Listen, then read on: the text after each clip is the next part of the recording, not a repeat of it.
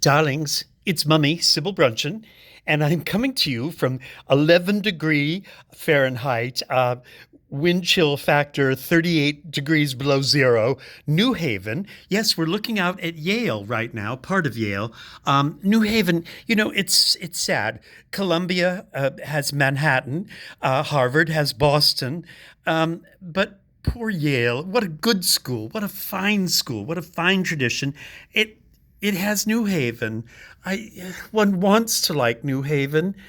There's certain things to like about New Haven, and yet it just isn't that oomphy. When you go to Yale, you don't have a major metropolis around you to celebrate. So you have to just sort of love Yale and love what it represents. You have to love the Tower of London sort of architecture right there, the towers, the steeples, the whatever that little cliff is in the distance there, which is Connecticut's answer there. I've zoomed in.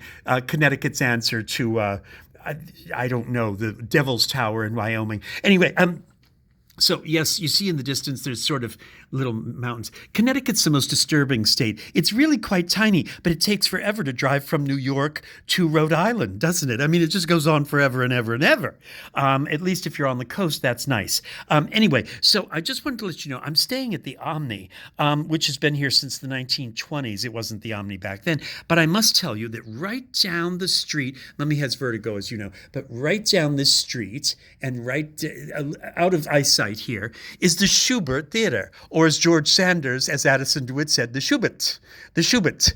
A fine old theater, San Francisco, and not untouched by the earthquake, or should I say fire. And then Eve, of course, is in the shower and says, "I'll let you take charge." And he says, "I believe I will." I love George Sanders. I wish he enjoyed himself as much as we enjoyed him. I hate to think of George Sanders as giving up on life, because he brought so much pleasure to me, and I hope many of you. And I wish he had found as much pleasure in his talent and his brilliance and his brains and his suave good looks as I did. Anyway, I believe I will. Tell me, Phoebe, would you like to have an award like that of your very own? Then you must ask Miss Harrington how to get one. Miss Harrington knows all about it. Anyway, I'm staying in the hotel where Eve Harrington had her meltdown with Addison DeWitt. And you know the great lines, "I'm nobody's fool, Eve, least of all yours. And do you mistake me for that band of misfitted children that you play tricks on, blah, blah, blah." All of those lines, all of those lines. And I believe she was just about on the 14th floor. If I remember correctly, there was kind of a view outside the window when she was having her meltdown on the bedspread. By the way, when you see that scene in All About Eve, look for the mascara that she leaves on the bedspread. Her mascara is running, and she actually gets some on the bedspread.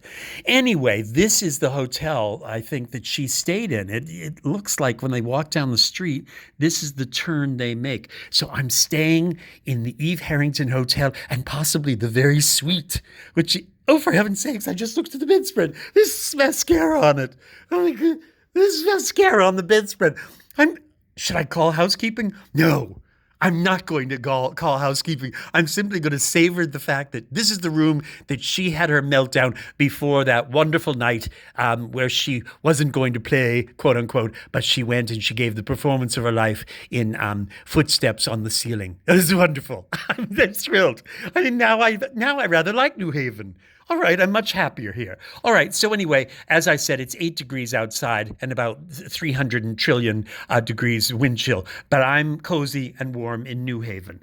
All right, that's your tourette for the day, darlings, from the Eve Harrington suite in the Schubert Arms, or maybe it should be the Sherbert Arms Hotel. Anyway, I'll talk to you all later. Bye, darlings. Bye-bye.